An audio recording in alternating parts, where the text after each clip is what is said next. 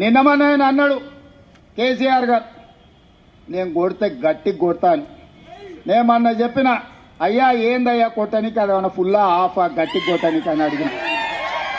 చంద్రశేఖరరావు గారు ఈ వేదిక మీద నుంచి చెప్తున్నా, నీ గట్టి కొట్టాలంటే నీ కొడుకును వంగబెట్టి కొట్టు. ఎందుకంటే ఆయన తిరుగుళ్ళు చూడు, అటు చేసే వ్యవహారాలు చూడు.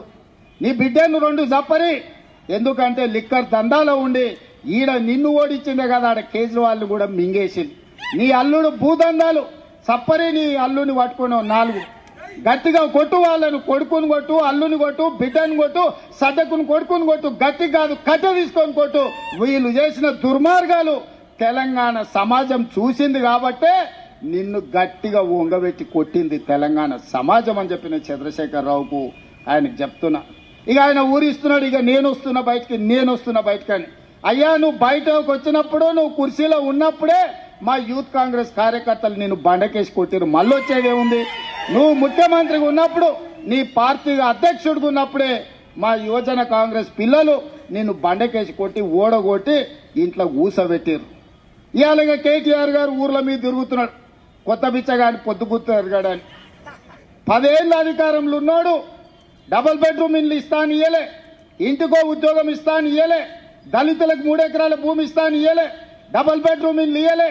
ఇట్లా చెప్పుకుంటా పోతే 100 హామీలు ఉన్నాయి. 10 ఏళ్ళు అమలు చేయలేదు. 7 లక్షల కోట్ల రూపాయలు అప్పు తెచ్చాడు. 10 నెలలు కూడా కాలేదు, అప్పుడే బిచ్చగాని గంగిరెద్దులో తిరగా సంక్రాంతి పూట గంగిరెద్దుల్లో వచ్చినట్టు ఊరు తిరుగుతున్నాడు. ఈ ప్రభుత్వం ఏం చేయలేదని. ఈ ప్రభుత్వం 5 ఏళ్ల కోసం ఎన్నికైంది. మొదటి సంవత్సరంలోనే 55,000 ప్రభుత్వ ఉద్యోగాలు ఈ ప్రభుత్వం ఇచ్చింది. మొదటి సంవత్సరంలోనే 25,50,000 మంది రైతులకు 21,000 కోట్ల రూపాయల రైతు రుణమాఫీ చేసింది. నువ్వు ఎగ్గొట్టిపోయిన రైతు బంధు 7,625 కోట్ల రూపాయలు నేను వచ్చినాక రైతు బంధు మొదటి విడత వేసిన. ఇవాళ 10,000 కోట్ల రూపాయలు రైతు భరోసా 2వ విడతలేసిన. ఆడబిడ్డలకు బస్సు ఉచిత ప్రయాణం అన్నం ప్రతి నెల 400 కోట్లు, దాదాపుగా ఈ సంవత్సరంలో 4,000 కోట్లు ఆర్టీసీ కార్పొరేషన్ కు చెల్లించి 120 కోట్ల మంది ఆడబిడ్డలు ఆర్టీసీ బస్సుల్లో ఉచితంగా ప్రయాణం చేసింది. ఇస్తా అన్న 500 రూపాయల సిలిండర్ ఇచ్చినాం, 500 రూపాయల బోనస్ ఇచ్చినాం. రాజీవ్ ఆరోగ్యశ్రీ 10 లక్షల రూపాయలు ఇచ్చినాం.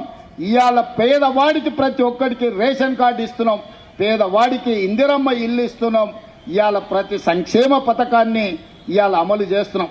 ఇదే కాదు, 1931 తెల్లదొరలు పాలించినప్పుడు కులగణన జరిగింది.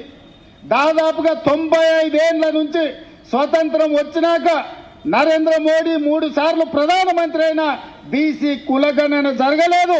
ఇవాళ నా రాష్ట్రం తెలంగాణ రాష్ట్రం, కాంగ్రెస్ పార్టీ రాహుల్ గాంధీ నేతృత్వంలో ఈ రోజు తెలంగాణ రాష్ట్రంలో కులగణన చేసిన ప్రభుత్వం ఈ దేశంలోని ఏకైక ప్రభుత్వం. లెక్కలు తేల్చిన ప్రభుత్వం కాంగ్రెస్ ప్రభుత్వం.